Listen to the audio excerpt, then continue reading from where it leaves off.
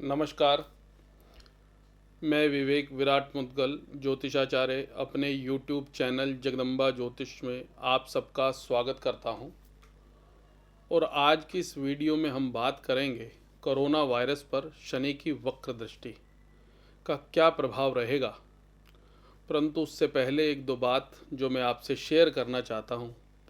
एक तो ये मैंने अपनी पिछली वीडियो में बताया था कि आने वाले इस वर्ष में 2021 और 2022 में बहुत प्रकार की प्राकृतिक आपदाएं देखने को मिलेगी। और अगर आप में से किसी ने वीडियो नहीं देखा तो आई बटन में आपको उसका लिंक मिल जाएगा, आप देख सकते हैं। भूचाल, तूफान, भूस्खलन, किसी राजनेता की मृत्यु, इस प्रकार अनेक प्रकार ज्योतिष की गणना के बारे में मैंने बताया था। और दूसरी विशेष बात यह है कि जिस प्रकार का पूरे भारत पर और विशेष रूप से दिल्ली पे प्रकोप चल रहा है, मेरा आप सबसे हाथ जोड़कर निवेदन है, कृपया घरों में ही रहें। क्योंकि लॉकडाउन होने के बावजूद भी लोग मानने को तैयार नहीं हैं, चाहे वो किसी भी रूप में हो। बाहर निकले हुए हैं, काम है या नहीं है। सड़कों पे अगर देखा जाए तो ट्रैफिक बहुत है। गलियों में, मोहल्लों में हर प्रकार के सामग्री बेचने वाले लोग आ रहे हैं। और बहुत सारी चीज़ों के लिए बोला जा रहा है, जीविका जीविका जीविका के बारे में बात की जा रही है। उनके लिए एक छोटा सा मैं एग्जाम्पल देना चाहता हूँ। शायद हो सकता है कि मैं गलत हूँ, परंतु मेरी जो सोच कहती है कि इस भारत भूमि पर इससे भी बड़ी महामारी कई वर्षों तक, अनेक वर्षों तक रही और 800 वर्षों तक वो बीमारी रही। और वो बीमारी थी अंग्रेज़ों की, मुग़लों की, जो 800 साल तक इस देश को, इस भारत भूमि को गुलाम बना के रखा और हर प्रकार की यातनाएं दी इस भारत भूमि की जनता को, जो यहाँ रहने वाले लोग थे। यानी कि हमारे जो बुजुर्ग थे, हमारे जो पूर्वज थे, उन्होंने क्या यातनाएं नहीं सही। और इतनी यातनाएं सहने के बाद, 800 साल यातनाएं सहने के बाद भी उन बुजुर्गों ने उस महामारी से मुक्ति पाई और मुक्ति पाके अपने जीविका के साधन बनाए। और उस जीविका के साधन बनाने के उपरांत पूरे विश्व में फिर भारत भूमि का झंडा लहराया। तो ये जो महामारी है कोरोना की, ये तो क्षणिक है, कुछ समय की है। हमें संभलना चाहिए, समझना चाहिए। ना हम संभल पा रहे हैं, ना हम समझ पा रहे हैं। आज भी हम लापरवाही पे लापरवाही कर रहे हैं, चाहे वो राज्य सरकारें हों, भारत सरकार हो या आम जनता हो। एक के बाद एक लापरवाही करता जा रहा है। एक को देख के दूसरा लापरवाही कर रहा है कि तू कुएं में डूबा है तो मैं भी डूबूंगा, और तू नहीं डूब रहा तो मैं भी नहीं डूबूंगा। इस प्रकार की लोगों की सोच हो गई है। इतनी काला बाजारी हो गई है कि जो चीज़ 200 रुपये की थी आज वो 2000 रुपये की बिक रही है। तो आपसे आग्रह है कि कृपया सावधान रहें। अब बात करते हैं आज के टॉपिक की कि कोरोना वायरस के ऊपर शनि की वक्र दृष्टि का क्या प्रभाव रहने वाला है।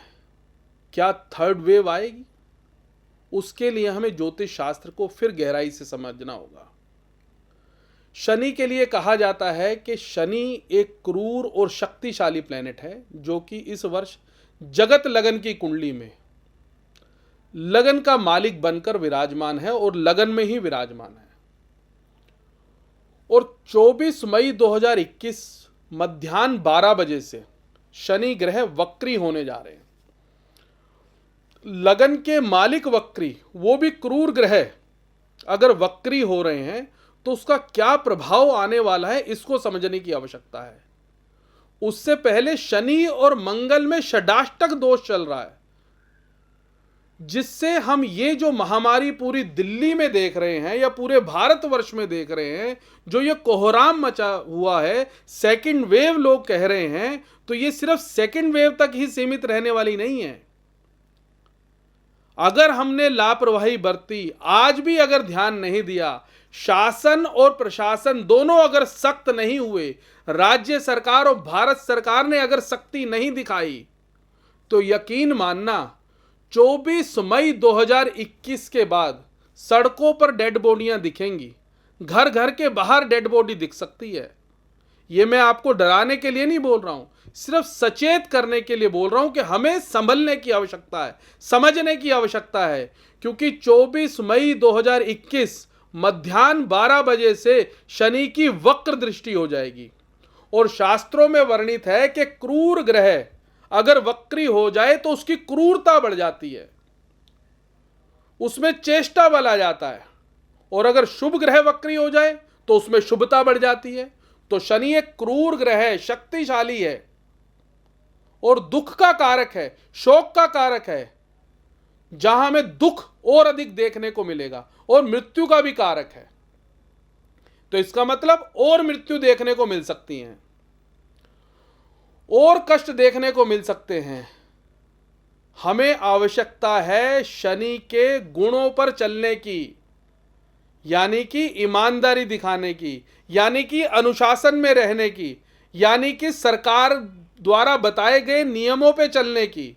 अन्यथा घर घर में मृत्यु दिखाई देगी। भगवान ना करे। मैं प्रार्थना करता हूं और प्रतिदिन की दिनचर्या में मैं प्रार्थना करता हूं कि पूरे देश का, पूरे विश्व का भला हो। क्योंकि हमारी तो परंपरा रही है, हमारी तो संस्कृति रही है सर्वे भवन्तु सुखिना की। और ये समय 24 मई 2021 मध्याह्न 12 बजे से लेके 21 जून 2021 तक अधिक देखने को मिल सकता है। यानी कि जो थर्ड वेव की बात हो रही है, भगवान ना करे कि वो ये डेट बन जाए 24 मई से लेके 21 जून तक, जिसमें शनि की वक्र दृष्टि रहेगी। और शनि जिस घर बैठता है उस घर में तो फिर भी वृद्धि करता है, परंतु वक्र दृष्टि होने से वो उस घर का भी कहीं ना कहीं नुकसान देगा। और शनि की जो बाकी दृष्टि है, तीसरी, 7वीं और 10वीं, जहां जहां शनि देखता है वहां वहां अधिक नुकसान देखता है।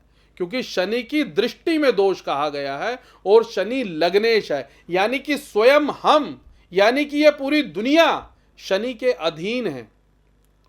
और इससे बचने का तरीका क्या है? शनि का एक तरीका है तेल का दिया जलाने की, हमारे यहाँ परंपरा है।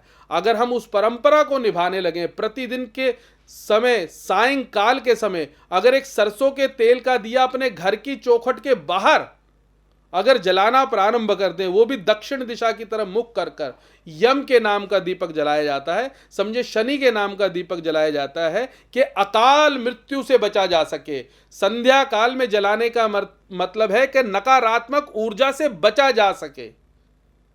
और प्रतिदिन की दिनचर्या में खाली पेट अगर 2 बूंद सरसों के तेल को अगर हम प्रातःकाल डाल लें अपने नासिका में दोनों तरफ, तो निश्चित रूप से इस कोरोना वायरस महामारी से बचा जा सकता है। अन्यथा 24 मई 2021 से 21 जून 2021 तक विशेष रूप से ये थर्ड वेव देखने को मिल सकती है। घबराएं नहीं। सबसे पहली बात, अनुशासन में रहें, घर पे रहें, और जो भी नियम है 2 गज की दूरी का पालन करना, सैनिटाइज करना, बार बार हाथ धोना और पॉजिटिव रहने की कोशिश करना, मंत्र पाठ सुनना। मंत्र शक्ति से ऊर्जा जागृत होती है और वो भी वैदिक मंत्रों से। तो वैदिक मंत्र का पाठ सुनना, अगर आप वैदिक मंत्र सुनना चाहते हो तो आपको आई बटन में उसका लिंक मिल जाएगा। एक से 1.5 मिनट की वीडियो मैंने बनाई हुई है, उस वीडियो को आप सुन सकते हो। उससे भी पॉजिटिविटी यानी कि सकारात्मक ऊर्जा का प्रादुर्भाव होगा। इसी प्रकार की वीडियो के साथ पुनः मैं एक बार आपके सामने आऊँगा। तब तक के लिए नमस्कार, धन्यवाद।